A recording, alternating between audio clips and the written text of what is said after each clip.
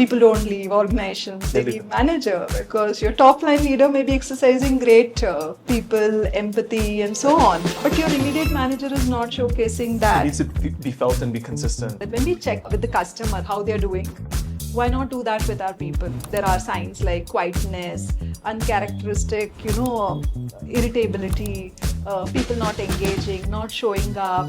All of these are signs. Those are for you to gauge. You guys have made so many investments in all these different programs, right? To feel it in the company, but then be recognized also by maybe a great place to work. Are there any ways that you can measure employee well-being and that you guys are doing a good job?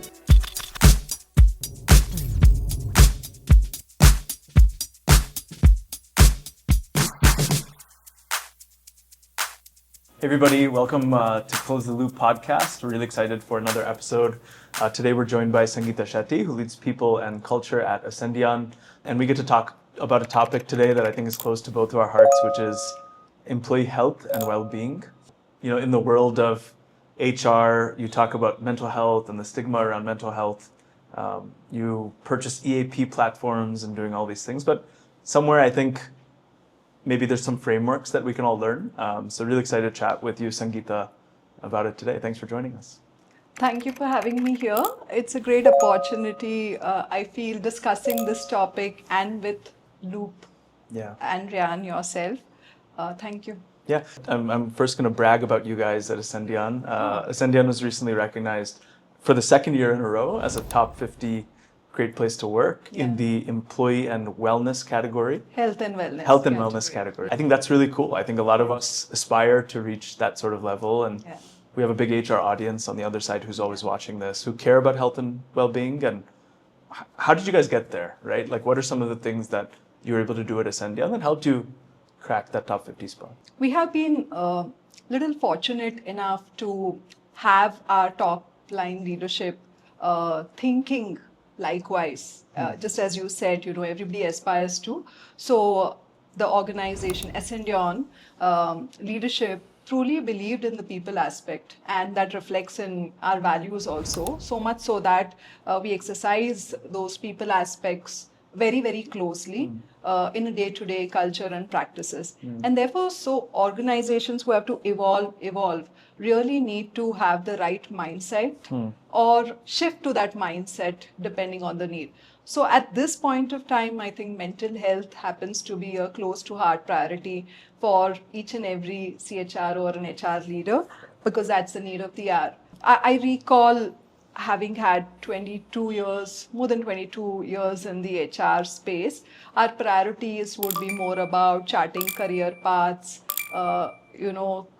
devising different benefits, framing different benefits, which still remains. However, priority has shifted in mental health, and well-being happens to be the core pillar. Right.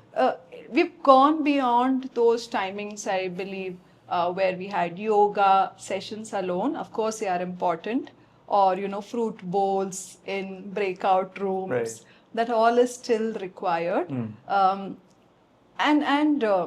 Again, since I spoke about 20 years back, then the whole definition of mental health was just about absence of mental condition. That mattered more. But the way we have now evolved is your emotional, your social, your capability to cope with the stress, and psychologically has become so much more important. Your overall well-being has become so much more important.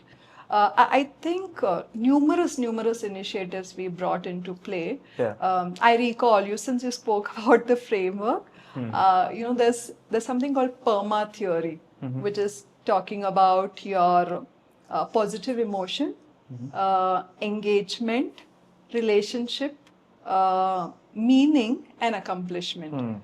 If I have to summarize different things that was brought into play, translated from one or the other aspects, and adding up to the employee experience with the people in focus. When you talk about the emotions, being happy or having that comfort, helping people to be through self, your engagements, having a role that excites you, you feel passionate about, and having a sense of accomplishment, co-creating, community culture. Some of these things are facets of what we did here in Ascendion, and there's numerous for me to talk about, so I won't go at length. Yeah. But it talked about communication, relationships, focusing on manager and the team members' relationship, meaningful work, and giving a sense of accomplishment. We believe in mastering the craft, helping engineers, especially being in the engineering. This is an engineering setup. Right. Engineers thrive to get into, master, try, solution, and then getting a sense of achievement. Helping there. them kind of. So you have to tap on all of those to bring a difference. And I think there's a laundry list of initiatives, if I have to say.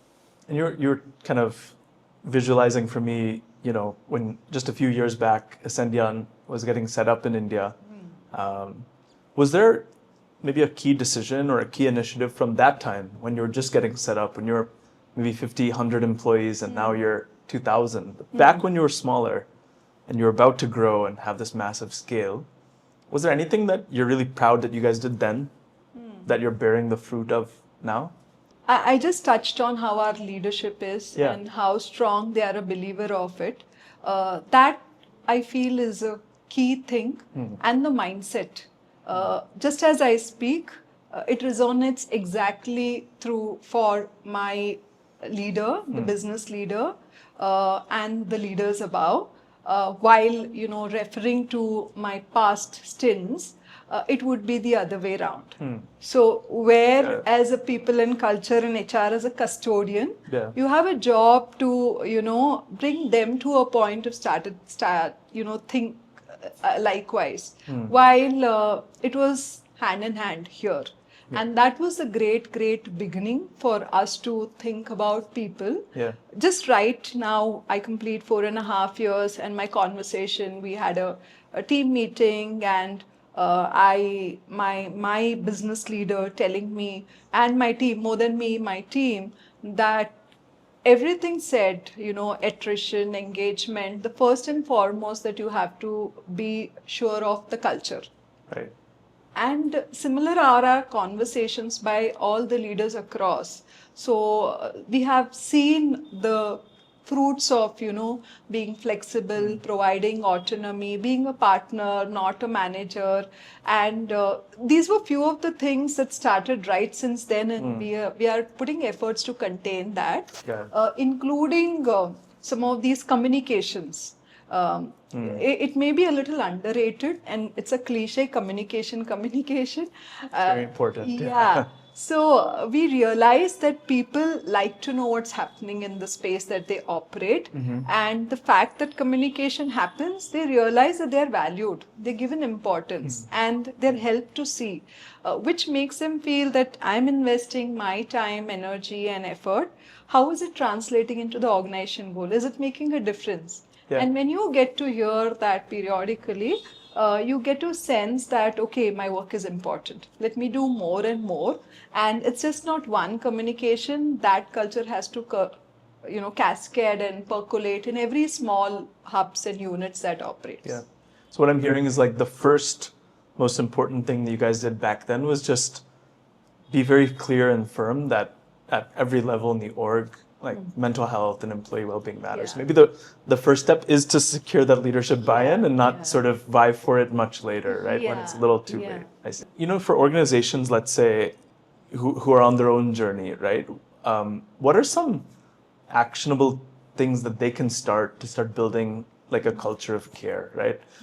Is there anything like our HR listeners can take home or take back to work, and some quick wins, like anything they can implement?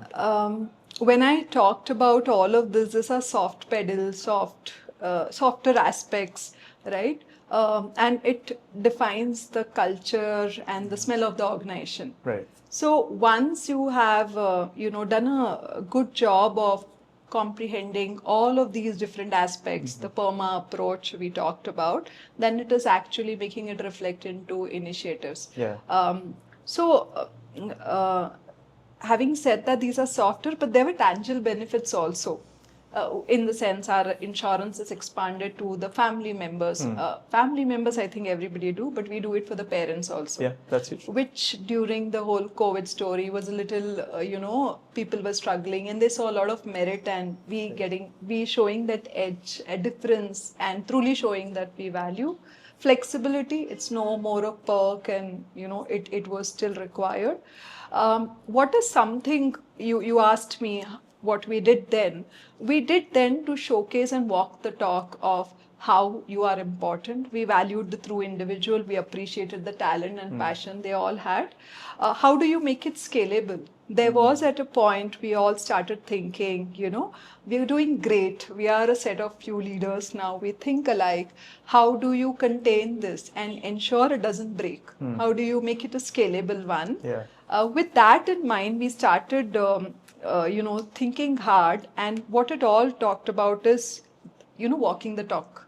Like your leadership walking and the people below behaving the same way. But as you diversify, as you grow, it becomes difficult. Yeah. Therefore, what we wanted to ensure is we realized that for an employee who is organization, the manager whom he or she works with is the organization. We've heard this enough, right? Yeah. Yeah.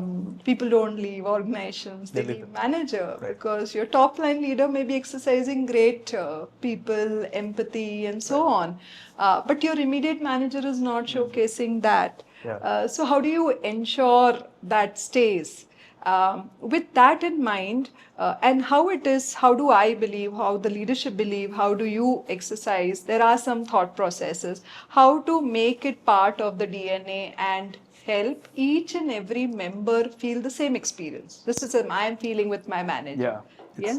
It needs to be felt and be consistent all across the organization. Consistent. Right? So it doesn't break in the process. And how are you able to do that, right? Let's say there's a couple managers over here who really get it, and your leadership at the top, but then there's maybe some other managers over here. Like, how did you actually do it?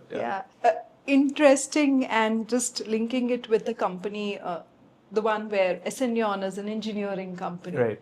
People have technically grown, and for a technical manager or a people manager, you're designed differently, you evolve differently. For you, it is very logical, analytical. Right. It's black and white. Right. However, people are good and they feel good. They want to express support. They want to be there for people, but they really don't know how to showcase that. And they fall short there.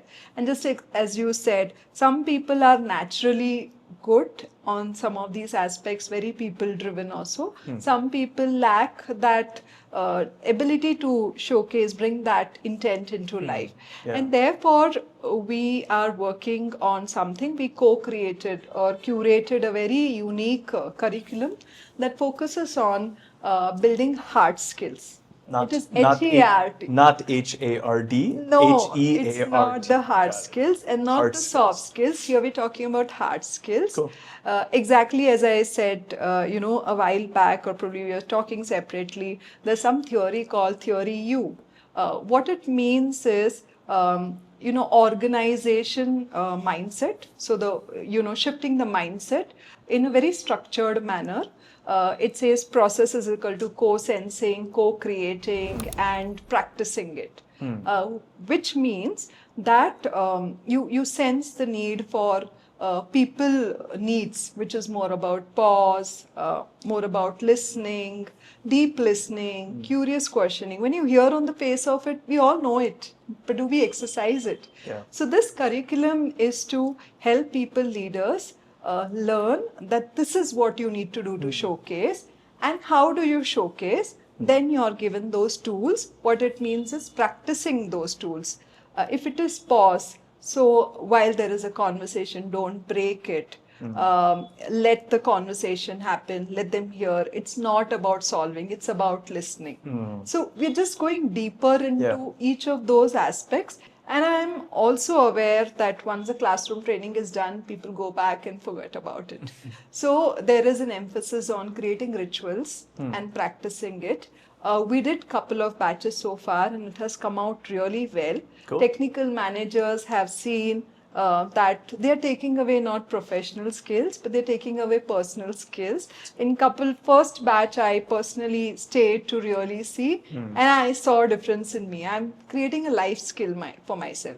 So through this means what you just said, that some managers, some people wouldn't have experienced that kind of energy from their leaders. Yeah. Now, when you make this happen uniformly and help them the importance, it gives us a messaging that organization believes in this hard skills. Sure. I should practice. The person in question who is eventually going to grow, see this works, Yeah. and that's how they adapt it. Yeah. So I think as a side note, you should publish this in like a blog post, like what the training was like. I think a lot of people could we benefit call from it that. evolve, which means you are a team member, I'm a team member, or you're a manager, and that relationship is here to evolve. I'm not managing you, we are partnering together. Yeah. I don't know it all, you don't know it all. Let's co-create and resolve together. That's what it called evolve. So we'll evolve together as a team. Cool.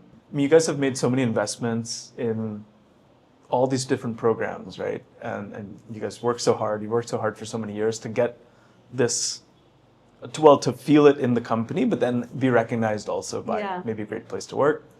Are there any ways that you can measure employee well-being, and that you guys are doing a good job, like with the mental health of the organization, social emotional health? Are there any ways, like if our audience is looking to see where they are today and where they need to be, how can one measure it? How can we measure that? I think our offerings, the participation and usage of that is also good metrics for us, or for any company for that matter.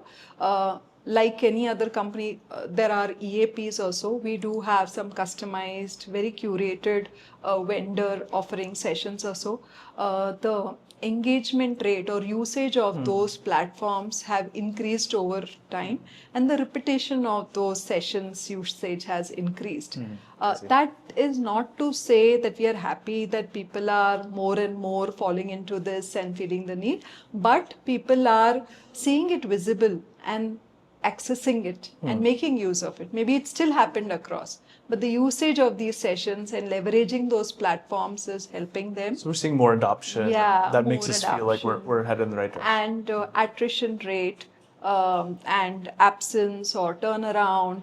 When you have to really notice signs of not happening, I think there are signs like quietness, uncharacteristic, irritability, people not engaging, not showing up. All of these are signs. Those are for you to gauge. And of course, some very specific tools like Happy Meter is something in the making, which my leader used to say that when we check with the employer, with the customer, how they're doing, why not do that with our people? Yeah. And that gives us a sense for us to proactively gauge, am I in a, what state, and really tap. And we've often seen who is in need and who is sad would take that option, looking for help, Yeah. And I think we often tend to, forget that mental health is not about addressing individual issue, but it is about creating an ecosystem.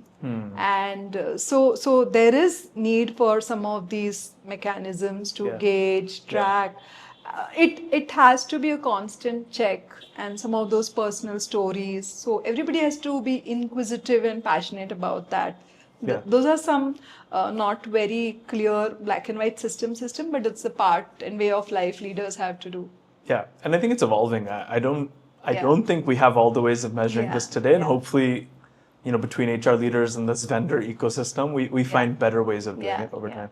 You mentioned, listening to your customers, listening to your internal customers, your teammates. There's so many these new listening tools out now. There's all this technology. But as an HR leader for so many years, imagine you have kind of the health and wellness vendor community, your insurance partners, your HRMS companies. What are the kind of asks? Are there anything that you would love to see from this vendor ecosystem that could support you guys?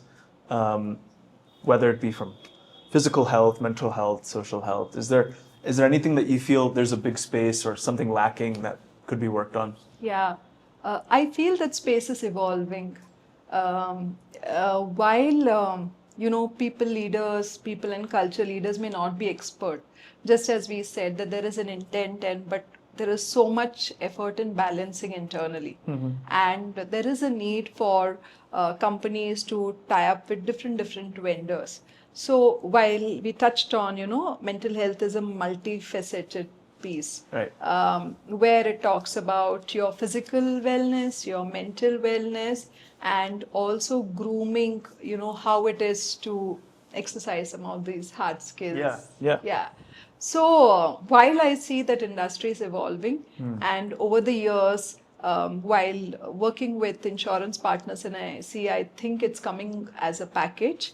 I see offerings and dedicated, experts put together in order to offer that. So I feel it's evolving. While we are trying to do it through different vendors, there could be somebody thinking for the people and culture leaders, and putting together, and more and more instances, or more and more interventions or tools to help them, like the happy meter,